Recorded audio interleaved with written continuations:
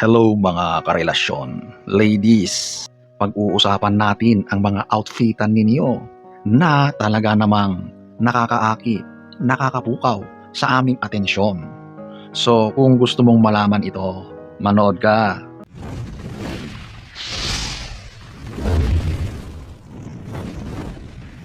Disclaimer, hindi lahat, okay? Pero karamihan, sigurado na maaakit, maaantig, okay? So at number 1, ito yung dolphin shorts. Mag-research ka na lang at makikita mo kung ano ang itsura niyan kung hindi mo pa alam. Pero alam nyo ba na ang babaeng nakasuot nito ay napakalakas ng dating. Tama ka. Sa aming mga lalaki, ang maiksing shorts may dating talaga. Pero ang ganitong uri ng shorts, talaga namang makukuha mo yung natutulog naming damdamin. Alam mo ba yung fresh na fresh tignan, babaeng babae, ang lambot. Alam mo ba yung parang ang lambot-lambot kapag hinawakan? Yung ganong feeling ay legit, okay? Basta hindi ko talaga maipaliwanag pero ang lakas ng dating, okay ladies? Siyempre, ito ay susuot mo sa loob ng bahay o kaya sabihin mo sa labas, sa backyard. O kaya pwede mo rin itong isuot kapag ikaw ay active, meaning ikaw ay sporty, mahilig mag-workout. Subukan mong magsuot ng ganyan. Sigurado na ang mga lalaki dyan, lalo na kung ikaw ay nag-gym, nako, ang mga mata nila ay hindi maitatago na sila ay nakatingin o pasimpleng tumitingin sa iyo dahil sa ganyang kasuotan mo, okay? Ang lakas ng dating, promise. Wala na akong masabi dyan. Alam ko hindi lang ako, marami. Siguro sabihin natin 99%. Di ba? Kaya ladies, kung gusto mong mapansin ka, makuha mo ang atensyon ng isang lalaki na ang dating mo ay babaeng babae, disenteng tignan, di ba? Sporty ang dating, fresh na fresh. Yan ang isuot mo. Sigurado, ang mga lalaki ay mapupukaw mo ang kanilang atensyon. Number 2, ito yung kapag kayo ay nasa pribadong lugar, private moment, kayong dalawa lang. Siyempre, kapag kayong dalawa, alam mo na, kayo ay masaya, nagkwekwentuhan hanggang sa ang kwentuhan ninyo ay humahantong sa mga gawain ng mga nagmamahalan. So, ang dapat na isuot mo dyan ay yung 90s, negligee. Diyan pa lang, wala na talaga yung lalaki dyan. Hulog na siya sa bitag mo. Napakahina ang lalaki sa ganyang kasuotan mo.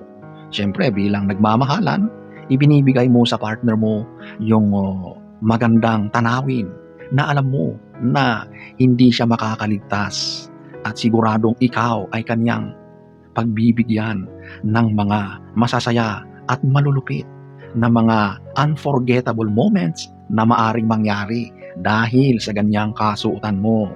Okay?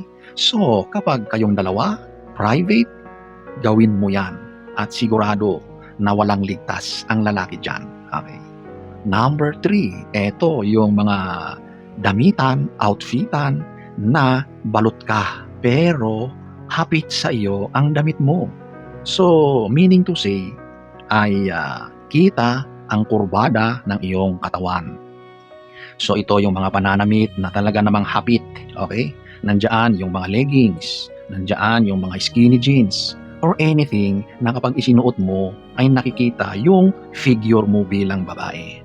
Yan talaga ay weakness ng mga lalaki. Ang mga lalaki kasi ay mga visual na creatures. At kapag nakakakita kami ng mga ganyang magaganda sa aming paningin, hindi na kami nagpapatumpik-tumpik. Talaga namang titignan namin kayo, susundan namin kayo ng tingin dahil ganon ang nature naming mga lalaki at isa yan sa uri ng outfit na gustong-gusto namin. Hindi mo kailangang magpakita ng balat para lang makuha yung atensyon namin. Although, yan ang kadalasang ginagawa ninyo. Magsuot ng mga damit na halos wala nang itinira para matakpan. Akala ninyo, ganyan ang hanap ng mga matitinong lalaki. Sa totoo lang, Siyempre, lalaki yan eh. Titignan ka. Kasi ipinapakita mo. Pero, yan ay huwag kang umasa na seseryosohin ka. Ang mga matitinong lalaki, ang mga may standards, may values, high value men, hindi ganyang uri ang hinahanap, lalong-lalo na sa pananamit. Of course, kung panandalian lang, swak na swak yan, papatulan ka. Pero kung naghahanap ka ng pagmamahal, ng relasyon na pangmatagalan, huwag kang magsuot ng mga kitang-kita na ang mga itinatago mo. Respetuhin mo yung sarili mo. Magtira ka ng dangal at dignidad. Of course, hindi ko sinasabi na huwag niyong gawin kasi choice niyo yan eh. Pero kung ganyan ang mindset niyo, makaka-attract ka ng mga lalaki pero parehas lang kayo. Maaring yan yung mga lalaki na low quality, mga simp. Yan ang makukuha mo at hindi yung gusto mo na lalaki. Di ba? So punta na tayo sa number 4. Ito yung nakatuwalya ka lang. So similar ito doon sa naka-nighties, di ba? Kailangan kayong dalawa lang. Nasa bahay lang kayo, nasa private space, yung kayong dalawa lang. Ang lalaki kapag nakakita ng babae na nakabalot lang ng tuwalya, nako, ang utak niyan hindi na mapakali. Kasi alam na alam niya kung ano yung nakabalot doon, yung mga natatakpan doon. At since dalawa lang kayo, nako, mahihirapan ang lalaki na kontrolin ang kanyang pagmamahal sa iyo. Gusto na niyang ipadama sa iyo ang kanyang tunay na hangarin, ang kanyang pagmamahal na wagas. Di ba? Ang mga ganitong pananamit ay gawin mo. Okay? Sigurado na mapupukaw mo ang atensyon ng lalaki sa ganitong mga technique, mga uri ng pananamit. 2,000 years later. So, ayan po mga ladies, ilan lamang yan sa napakaraming pwede mong gawing diskartehan sa pananamit para makuha mo ang atensyon ng lalaki. At sa totoo lang, iba-iba rin ang preferences ng bawat lalaki. Pero itong mga nabanggit ko, sigurado na ito, tested na yan. Kapag ginawa mo yan, nako, ang lalaki ay magiging lalaking lalaki. Ang atensyon niya mapupunta sa iyo. Kaya gawin mo na yan, subukan mo para malaman mo